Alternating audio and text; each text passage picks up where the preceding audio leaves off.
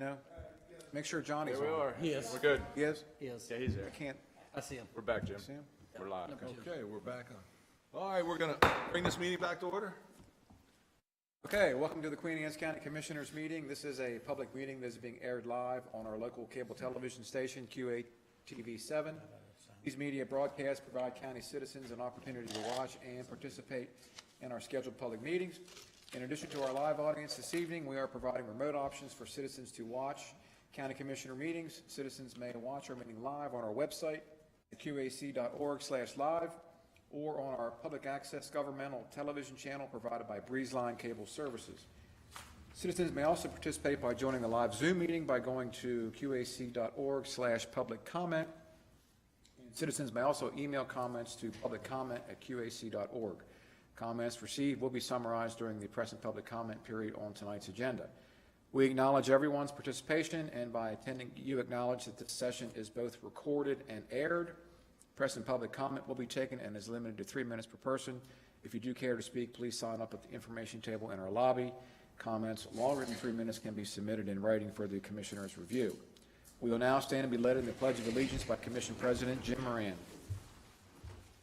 I pledge allegiance to the flag of the United States of America and to the republic for which it stands, one nation, under God, indivisible, with liberty and justice for all.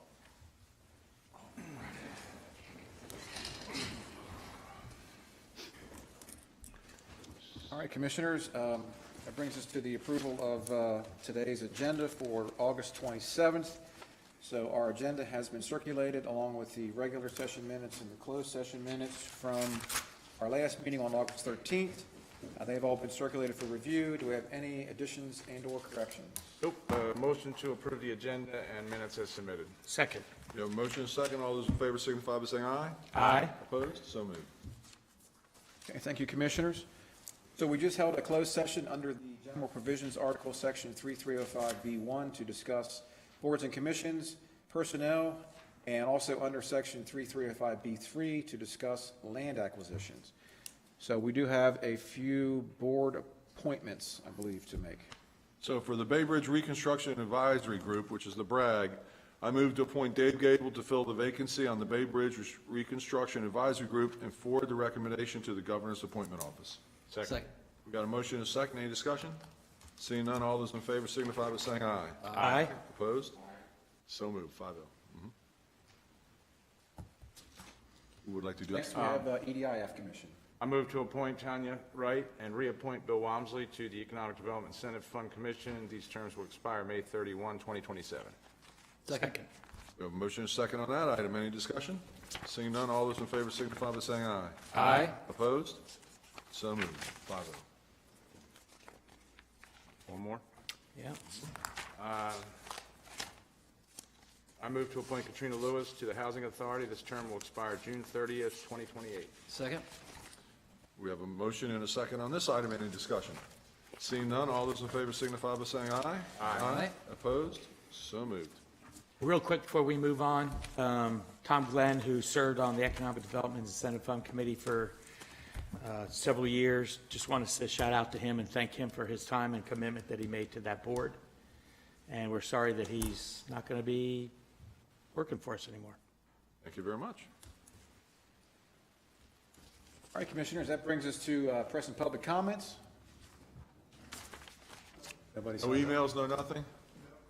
We'll close press and public comment and roll right along. Okay. All right, Commissioners, we can move into presentations then. Next, if you want to turn to tab number 6, we have a nice presentation here from our friends at MACO. And we have Mr. Johnny Olszewski Jr., the Baltimore County Executive, and our 2024 MACO President, and Michael Sanderson, the MACO Executive Director that is here in person. Johnny O is up here on the big screen, so to speak. Welcome, both of you. Welcome.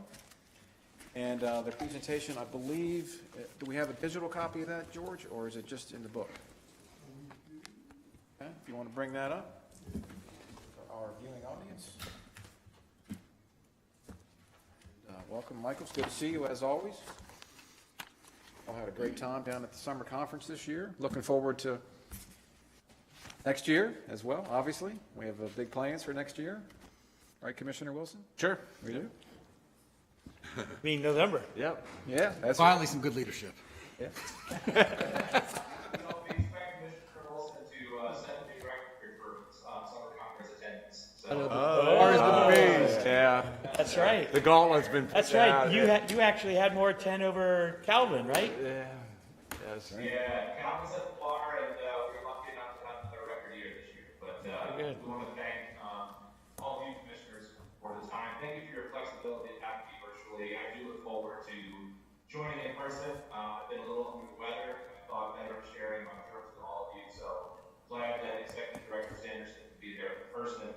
I also just want to thank you for your partnership, your involvement in the Maryland Association of Counties. It's been a privilege and honor to serve as president this year. I'm lucky to have an outstanding first vice president, Commissioner Wilson. You all are well represented this year, and I know certainly next year when he takes over the presidency. This is, I believe, stop 11 of our tour around the state, so all 24 jurisdictions in the city of Baltimore. It's an honor to be with you. Thank you for your leadership. We're hearing a lot of common threads that go beyond urban, rural, big, small, and NACO has been at the forefront of a lot of these fights, everything from budget concerns with transportation, community college, to what Blueprint means for all of our counties, but also in things like solar sightings, cannabis regulation, et cetera. I believe Executive Director Sanderson has a presentation to go over some of these items with all of you, but certainly we want to hear from you about what you all are facing here and how we can be a part. Again, thank you for the opportunity and partnership. And Jack and I look forward, Jim, look forward to seeing all you guys in person soon. We'll set up a rescheduled visit to go see something amazing in the county. We know Phoenix has a lot, so looking forward. Thanks again. Thank you. Thank you, Johnny. Mike, rumor has it that Jack's got hats that are being printed up that he's going to give out at the summer conference to get those numbers up. Hats will do it. People love free stuff. Swag And sells. squeeze balls will be good to go. Thank you all very much for a little time this evening and for your attention. For the teeming millions of listeners, I'm Michael Sanderson, the Director of the Maryland Association of Counties. MACO is an organization we serve and represent county officials and county governments and their services who reach every Marylander. That's with education and programming on behalf of the elected officials. Okay? Off. Okay. Sorry. So we represent and serve the county governments across the state with programming and services back to the counties, sharing of best practices and so forth, and then also as advocates when the General Assembly convenes and with state agencies and so forth. As usual, I brought a presentation that I probably won't go through in a whole lot of detail, but a little bit of leave behind. This is mostly information from the Conduit Street blog and the media that MACO generates, but I want to touch on a few issues, and if there's things that are important here that I don't get to, both the county executive and I have been doing a lot of listening as well as talking, and that's really the best version of these conversations. So let me speak to a couple of things, and then we'll fill in the gaps with some back and forth perhaps. I'll try and focus on stuff that's still open rather than just looking backwards at last legislative session. We had another good year in Annapolis overall, but there are some things that are still untended to. The big picture state fiscal circumstance is really the dominant issue of the moment on our minds as the counties struggle to meet their challenge of funding the blueprint for Maryland as an educational commitment still being rolled out over a 10-year period. The state is in a somewhat different posture with the blueprint. That a constitutional amendment started putting casino revenues into a lockbox for use in education funding, and they still have money in the sock paying for their extra costs of the blueprint. So the state isn't really feeling the blueprint costs in their general fund day to day because they've got money that was built up for a few years in advance. That runs out in a couple of years. We're in FY25 right now. They've got money to basically carry them through FY27. Then they need to start paying cash, and that is like a cliff effect. In their own fiscal forecast, they've already got a structural problem in the state budget, but it becomes really severe in FY28. It's a weird spot because that F28 feels far enough away that it might be tempting to say you don't need to do anything right now. We have seen some leadership from Annapolis suggesting that now's not the time to look at tax increases or things like that that would, ways to live up to your commitments. At the same time, we've seen Moody's, one of the Moody's Investor Services, who does bond ratings, they put the state of Maryland on sort of negative outlook. It's sort of you get your AAA, but we're watching you.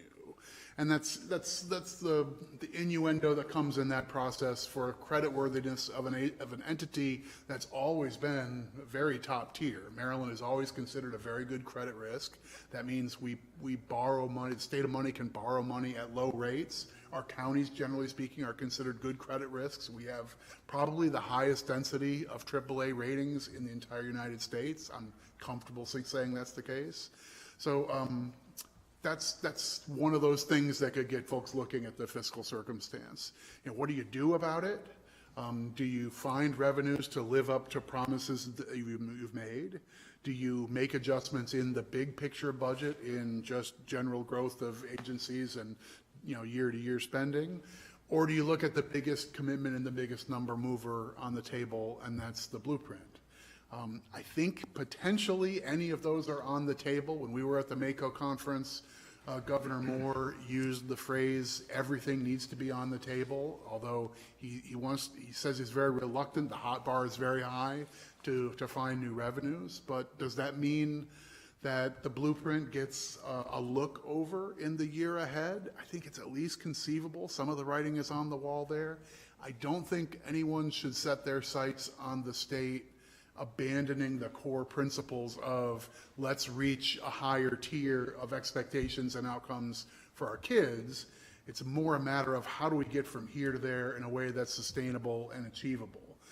I know counties, including yours, have already been struggling to meet your numbers, and you look a few years out and say that's going to be a real challenge. That's happening place by place across the state, but that conversation looks similar in most places. The state can see from here to there as well, and we also can see that some of the early pieces of that phase-in have not gone according to plan. We wanted to provide a lot more seats for pre-kindergarten for 3- and 4-year-olds, starting with relatively poor families and working our way up.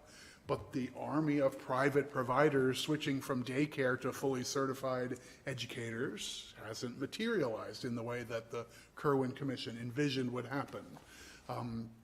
We've seen a giant shock in student enrollment as a result of a pandemic and afterward, and some places have caught up more rapidly than others, but that has certainly changed the game. The labor market in education and elsewhere is a very different one than the Kerwin Commission sitting down in 2017 and 28 was cooking up.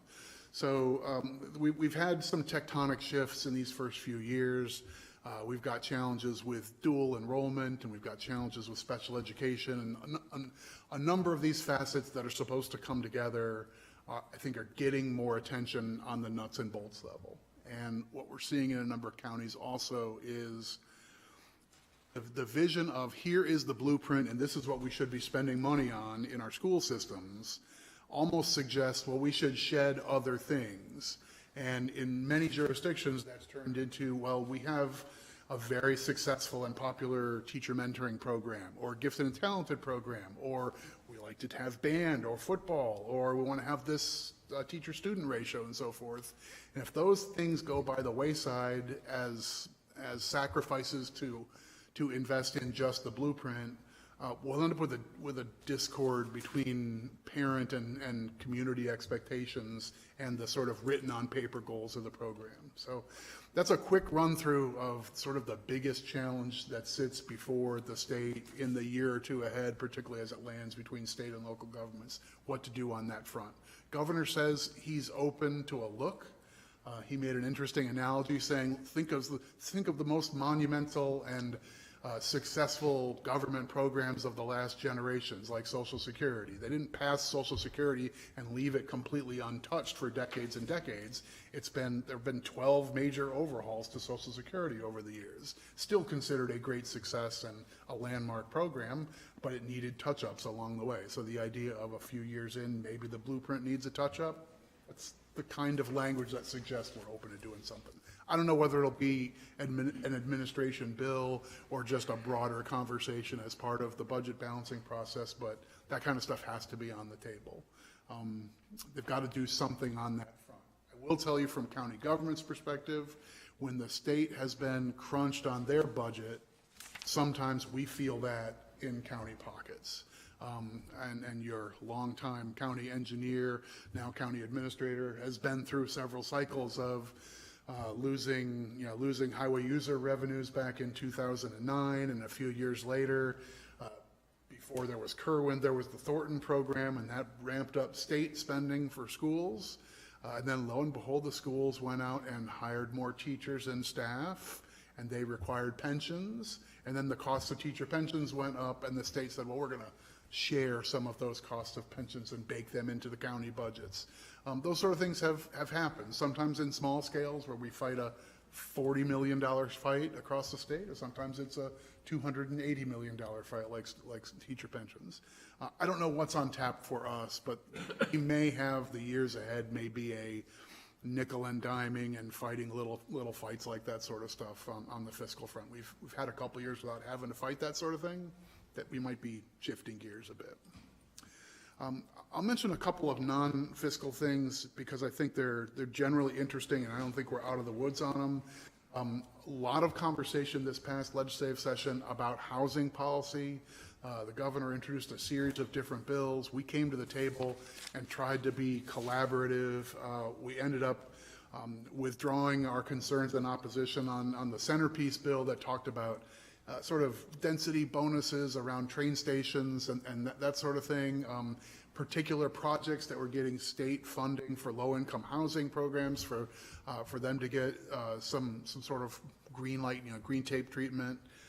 A few other limited and kind of narrow areas. It wasn't the state's going to take over local zoning policy, but the idea of, hey, let's stack up some incentives for doing the right thing where it does make sense.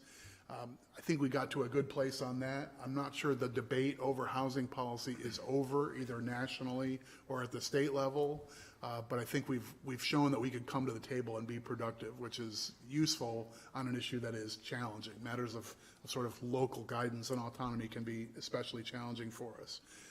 On a similar front, we're not out of the woods at all with pressure for solar development and clean energy. We know the state has ambitious goals to get an awful lot of the energy distributed to Maryland customers through clean sources. And solar specifically has its own channel and goal. You can't really pipe solar from Nevada to Maryland. It just doesn't make sense. You lose too much in transition. It's got to come from transmission. So it's got to come from close by. And you all have seen here, the Eastern Shore was kind of the beachhead. It's every part of Maryland now is feeling pressure, particularly for low-lying, flat agricultural lands. It's a challenge for the agricultural community in this state to hold on and remain in its posture when the lure of silicon and the lure of, get rid of soybeans, replace it with silicon, make a bunch of money, everybody's gonna be great. So we have a challenge on that front to the extent that for the most part, zoning has been a local matter in Maryland and in most of the United States. Energy policy is a little bit different. The state stepped in and said, well, when we're doing a big power plant, we can't leave that to local governments, and nobody wants a big coal burning plant, that sort of thing. So we'll have our own siting process for that. All those laws have been picked up and applied to a solar field. And so you've mostly been preempted for guiding to say yes or no, or putting limitations on big solar development. We'd like to find some compromise to keep the trains on the track, but maybe have some incentive that for a jurisdiction that says, yes, here's a corridor, let's put solar here, then you get the ability or some resources to maybe do some preservations or easements so you don't end up with solar absolutely everywhere along every pipeline. So more work to be done on that front. We have been very active on that, and your planning staff have been at the center of that fight. We've had Frederick County and Queen Anne's County right with us in an informal work group over the last number of weeks, and that's been greatly to our benefit. By the way, Queen Anne's County and your professional staff routinely punch above your weight class for contributing to MACO and participating in just the nuts and bolts of policy and politics and so forth. A number of your professionals have been heads of our professional affiliate organizations, longtime leaders and so forth, your county administrator among those people that come to mind really immediately. So hats off for making your staff available and making things better for our association, but for counties everywhere as well. Let's see, I probably could do 45 minutes more, but I will spare you on that. We got some more clarity on laws for siting of cannabis facilities. The last year, I think I was before you saying the state gave us a 2-word guidance, basically reasonable zoning, which nobody knew what that phrase meant. Now we've got like 150 words of guidance, and you can do 500 feet from this and 1,000 feet from that and so forth, and know that you'll basically be fine. We will probably end up with some local jurisdictions who still challenge those limits and end up in court, I imagine. And we're in the midst of implementing a family leave, paid leave law. I think I've mentioned to you that MACO is working with a collaborative along with school systems and municipalities. We think we're going to have 100 units or so of local governments who kind of go in together, get one vendor, get one plan. It's all approved by the state, have a plug-and-play system. It's not going to be super easy, but I think it'll make this as manageable as possible for counties as employers. I'll stop. Let me make one last thing, and that is, along with the state's own general fund issue, there's a transportation funding crisis that you probably have heard about in meeting with the State Department of Transportation. They build in some face-to-face meetings with county leaders during the MACO conference. In a good year, that conversation is about here's what the yes list is looking like and here's what the maybe list is kind of looking like. And this year, those were kind of empty, and it's sort of like there's no list. There's no money to do new projects, and we're pushing almost everything back. Yeah. So, I know that in 11 years, I've never seen the good list. I'm worried about that now. No. So Michael's right. I mean, I remember our first administration. I mean, they came in with a book this thick, you know, and you just flip to your county and. That was all the other counties' projects. No. In my 9 years, I have never seen a new project in Queen Anne's County. 9 years. In 9 years. 9 years. so Going back to 2011. Our 20-year priority is still unfunded Baltimore County. Number one priority, pushing for 20 years. The adult exchange is 7.5. So we feel your pain here in Queen. Well, and I think that's sort of the point Michael's making, is that we're seeing this across the board. Yeah. And we're on the table very much. NACO was invited in, particularly the House Appropriations Committee, to tell the story. And especially on things like highway user revenues, where we were cut back in the Great Recession something like 90 cents on the dollar. We really haven't seen any real restoration there. We're now in a place where legislators and members of the administration are just listening and understanding that we've been really pinched, even as cost of projects and these projects have gone down. anyway, that's a quick run through of a number of policy issues. Most of the ones are still alive. Happy to hear what's on your mind or other things that MACO can do to be responsive to your concerns on the ground. So I'm just going to bring the cannabis share up, that if you can explain where that, and then the second one is, you know, being on MACO, you see a lot of this stuff comes through and it's death by 1,000 cuts from the state, right? I mean, an example is like the SDAT, the administrative stuff for SDAT, and how we fund. They've been trying to get us to 100%. They just can't get us there. But each year they come back and they're looking to get us to 100% of funding, but we have zero control. And it's stuff like that, which the OPEB is another example. It's just like, here, you take this expense. And my fear is, and I've been saying it, that 2027 comes, either we're going to get dumped a bunch more of that in our lap, or we're going to have to come up with the money that the state is promising us. And that's, you know, and I think that's a fear of a lot of our colleagues around the state too, is when that cliff happens. As Michael says, best word is a cliff. Right. So. But anyway, so to cannabis, so we need more pot and Doritos, and then we will be good. It's a combination that I've gathered is a 1-2 punch. No, I mean, the quick comment on cannabis is we were, I'm trying to remember the number, like the 19th state, either through legislation or through voter action, to basically take off the books the laws banning adult use cannabis. And Maryland, I think, Maryland leaders tried to learn a lesson from some other states, that California and a few other places had created a whole tax regime that was multi-layers and really high. So like in California, the grower paid a tax, and then there was a distributor tax, and then there was a retail tax, and when you put it all together, it ends up being 30, 40, 50%. And what you create is an incentive for people to just go back to the guy in the corner. And if what you want out of legalizing that product is let's get it out of the dark corner and into the light where it can be regulated and monitored and tested and safer, then you lose that societal advantage if you end up taxing it into oblivion. So some places move backwards. Maryland said we're going to try not to make that mistake. They created a state one-level tax at 10%, which may have undershot the mark.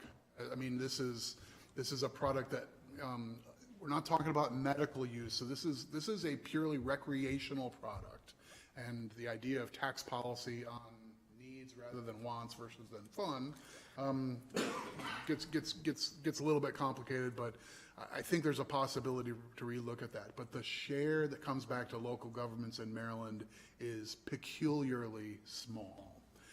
For a variety of reasons, but we ended up on the short end of the stick. Places like Michigan and New York and some states that have a similar system to ours send 3 or 4%, like $3 on a $100 purchase goes back to the local government. Here it's 45 cents. Silly.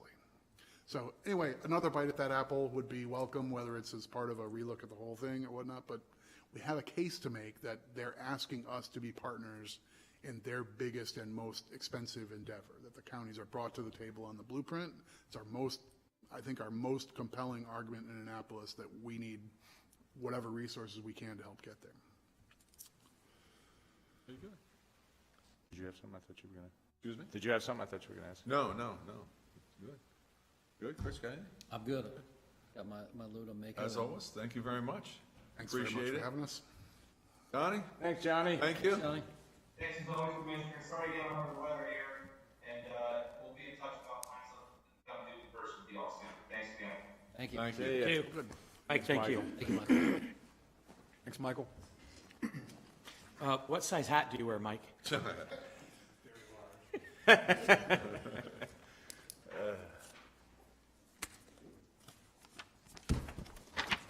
All right, Commissioners, our next presenter is Mr. George Harvey, our broadcast media manager, and he's going to talk about our web design refresh. I'm sure he has a presentation in your book. It'll be on the screen, and it's also item number 2 on page 21 in your binders. George? All right, take it away, George. So, just give me a second to close this out.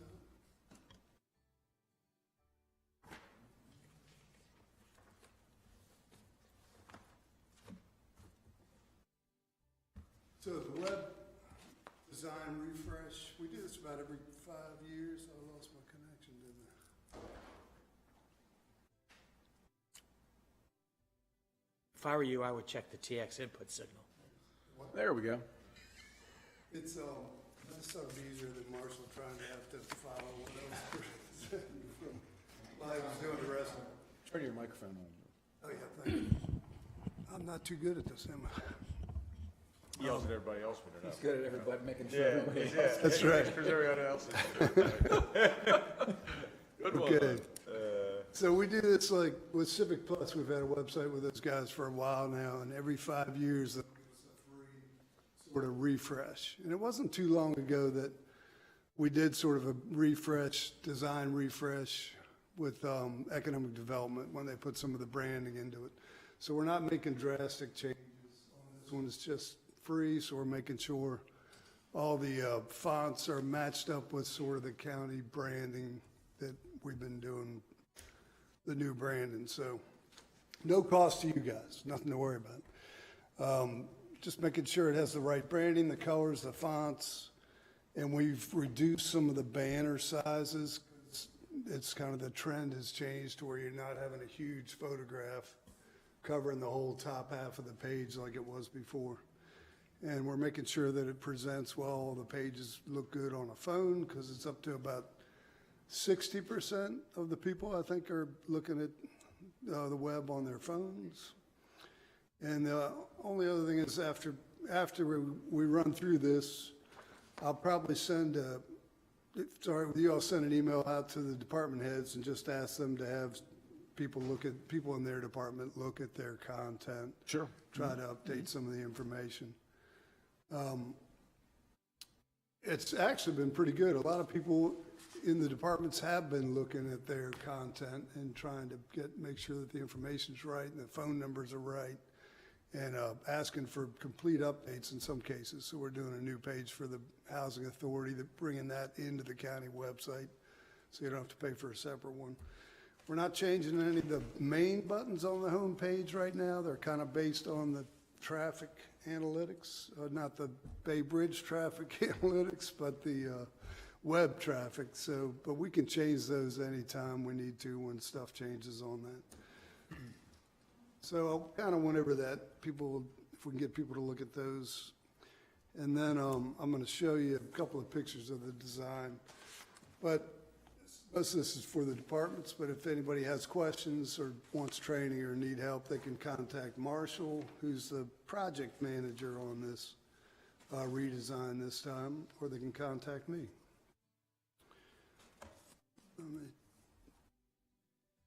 So the current website, like the landing page, looks like this. You guys know it well. Last time we went through a major change, we were trying to get that search field right in the middle so people could find stuff. But that was back when Google was just trending up. That's how long ago that was. And Google was nothing but a search field. And we thought, well, that's a good idea. But now I think people are pretty used to a search field being in the top right. So we have a smaller picture than we do. This is the old site. So you'll see that we're not making drastic changes. This will be the new design. That's the front landing page. So the buttons have redesigned. The search field is all the way in the top right, but I think it's real easy to find. I think people are used to looking at that. We won't eat up as much space with the picture. Just a suggestion there, though. I mean, that picture's really irrelevant unless you move it up and put the boat actually in the picture. Yeah, we will do that. We didn't, this was just the design from those guys, but I agree. We're actually going to try to put some new pictures in too. I was going to say, because That's a picture that's been in there a long time. Right, but I mean, if the boat showed, it would be one thing. But Agreed. What are you looking at there, right? Some flowers and something. Yeah, spring somewhere, and it's spring anywhere, Anyway, right. Not on the water. So we're going to have county news, which we have currently, except for a place where you can just view all the county news under that. We're just staying with the design colors that go with the branding, and it's just a mild refresh, except this time tourism has said that they'd like to add all their events to the county website's calendar. So we thought it'd be good to be able to get most of the stuff that we end up having on the calendar. This is a JPEG, by the way, it's not interactive, but most of the stuff that we end up getting currently on the calendar is just the meetings. But we're trying to get all the boards' meetings on there, and we can handle putting those on for them. But now we're going to have all the events. Heather said, she thought it'd be great to get a little more mileage out of, and she'll have somebody put them on there. And is it possible to do outreach to the community to get like the firehouses and all of our nonprofits that have bull roasts and other functions to add to the event? To the events, yeah. Because I've always said that that's one of the biggest problems in the county. And, we draw from a small group of people in terms of for fundraising. And so many times you'll have a Saturday where 4 different groups are trying to have a fundraiser on a Saturday, and then you go to the next Saturday and there's nothing. So if everybody's kind of got a snapshot of it, they can kind of plan their events looking forward or back, whichever way around, if we open it up to the county. Yeah, we had sort of set that up one time where people could have a form on the website. Yeah, that'd be great. Submit events. Yep. And I guess didn't pan out at the time, but there's no reason not to try it again. Yeah, I think you get more usually we buy-in have now. all new people working in places or running the organization, so we'd be glad to see if we could set that up again. That's a good idea. Now that we have a dedicated spot for events. Right. Any way I can bribe you to get rid of that blue and green and that Q and bring us back those nice pictures of that boat with the flowers. Hubba hubba. So you mean don't change the website? Yeah, well, you can change it, but Jim has never liked the. that Q and that blue and green, I don't get it. But, It's a wave. yeah, that's right. Ocean's Looks like a green and salamander. blue. No, you voted no. Oh, yeah. Jim is the only one that voted no on that one.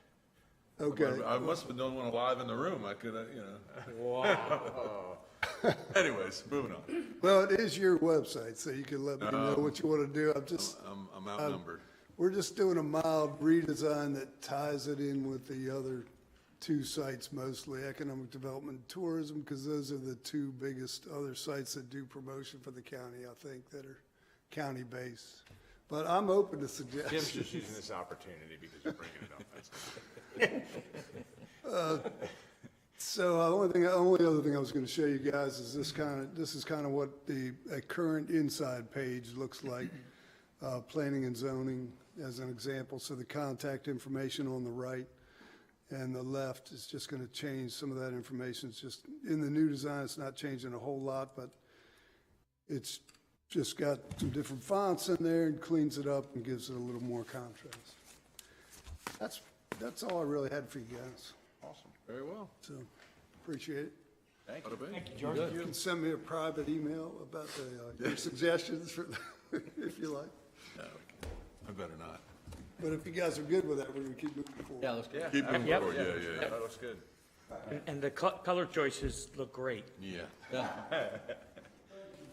Thanks, George.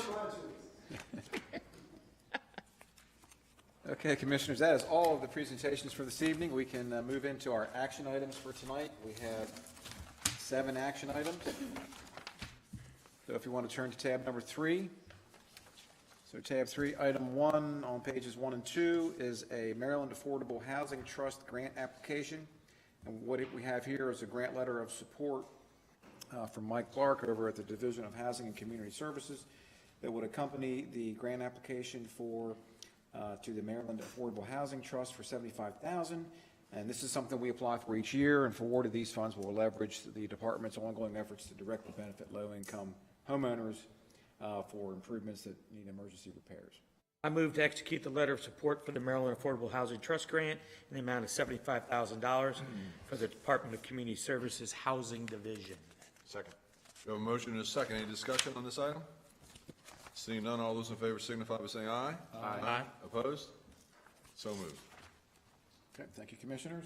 Item number 2 on pages 3 through 9.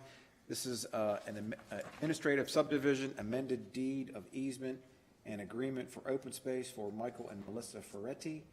And the owner is requesting approval to amend the existing deed restricted open space on a parcel number 21 to support the development plan to reconfigure lot lines to capture a septic reserve area to support a farm employee dwelling. I move to sign the amended deed of easement and agreement, open space area for Michael A. and Melissa Ferretti, administrative subdivision. Second. We have a motion and a second. Any discussion? Okay, I just, looking at the photos, Todd, and this question is directed to you. So it's before and what they're asking for would be changed, correct? Yes. So what's the significance of that little peninsula, if you will? That's to include to capture the septic reserve area for parcel 21. So they want to reduce the open space area to go down there to get that soil Okay. profile where that SRA can be provided. I knew there was a logical explanation for it. Thank you. Welcome. Any other discussion? All those in favor signify by saying aye. Aye. Opposed? So moved. Okay, thank you, Commissioners. Item 3 on pages 10 through 17, this is a amended open space plan. This is the second amended deed of open space easement plan for Michael D. Foster. And this owner is requesting approval to amend and reduce the deed restricted open space area down to the absolute minimum amount required, 71.989 acres. And that is a reduction down from, currently it's 222 acres. That is all that's required. Motion. Anywhere? Anyone? Bueller? Okay. I move to execute the second amended deed of open space easement for the Michael D. Foster amended space amendment plan. Second. I have a motion and a second. Any discussion? What's this for? And why do they want to reduce it? Where is this located? I'm trying to get, I see the picture. So this is up near Centerville. Oh, okay. What I'm curious about is the circle around this existing road. I guess it's Inverness Drive. Again, he's just trying to reduce the maximum amount of required. No, the blue is the open space. Right.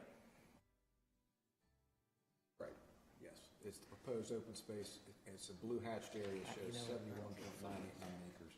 The dotted area, the matrix dot is the existing open space at 222.186 acres. Would you like to table till we have more information? Yeah. Make a Want to motion. table that one? Yeah, let's table it, because I guess he brings up, why is he doing this? And I guess legally, he can do whatever he wants within the rules of the game, but How's this going to affect the folks that live on that cul-de-sac Okay. on Inverness Drive? You know, I mean, I can ask, it encompasses that entire area around there. well, that's his property. Well, So, I get it, but but that is the open space. The blue is the open space. It's not where he's going to be doing anything. That's going to be the open space. But we'll table it till the next time. Okay, I can ask Doug Summers, the associate planner of planning and zoning, to come in and we can talk about that some more. There we in Thank more you. detail. Okay, thank you, commissioners. All right. Item number 4 on pages 18 through 25. This is for Parks and Recreation. This is for the purchase of a Mack dump truck, and they are recommending the purchase of a Mack dump truck from Baltimore Truck Center in Lithicum, Maryland for $113,503.90 using the pre-established Sourcewell contract, replacing a 1990 dump truck that was donated from the WSSC Sanitary Commission many, many years ago, and that truck has already been sold on Gov Deals. There's a nice picture of that in the book.